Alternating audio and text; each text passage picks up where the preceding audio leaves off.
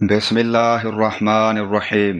حضرت ابو ہریرہ رضی اللہ عنہ نے بیان کیا کہ رسول اللہ صلی اللہ علیہ وآلہ وسلم نے فرمایا، جو کوئی اللہ اور آخرت کے دن پر ایمان رکھتا ہے اسے چاہیے کہ اچھی بات کہے ورنہ خاموش رہے، اور جو کوئی اللہ اور آخرت کے دن پر ایمان رکھتا ہے وہ اپنے پڑوسی کو تکلیف نہ پہنچائے، اور جو کوئی اللہ اور آخرت کے دن پر ایمان رکھتا ہو وہ اپنے مہمان کی عزت کرے۔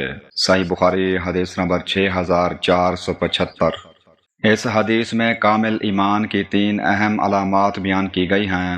زبان کی حفاظت، انسان صرف اچھی، سچی اور فائدہ مند بات کرے ورنہ خاموشی اختیار کرے۔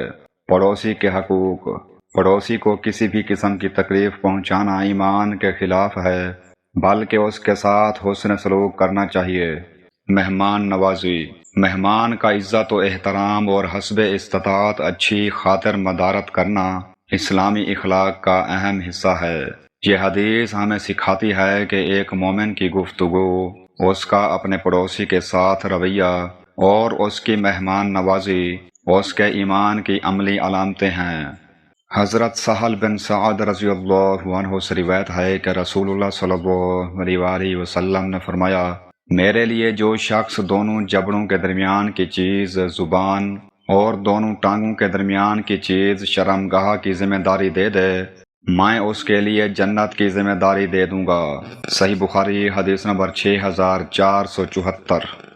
اس حدیث میں زبان اور شرمگاہ کی حفاظت کی غیر معمولی اہمیت بیان کی گئی ہے۔ زبان کو جھوٹ، غیبت، چغلی، گالی اور ہر ناجائز بات سے بچانا ضروری ہے۔ اسی طرح شرمگاہ کی حفاظت کر کے زنا اور تمام حرام جنسی اعمال سے بچنا ایمان کی علامت ہے۔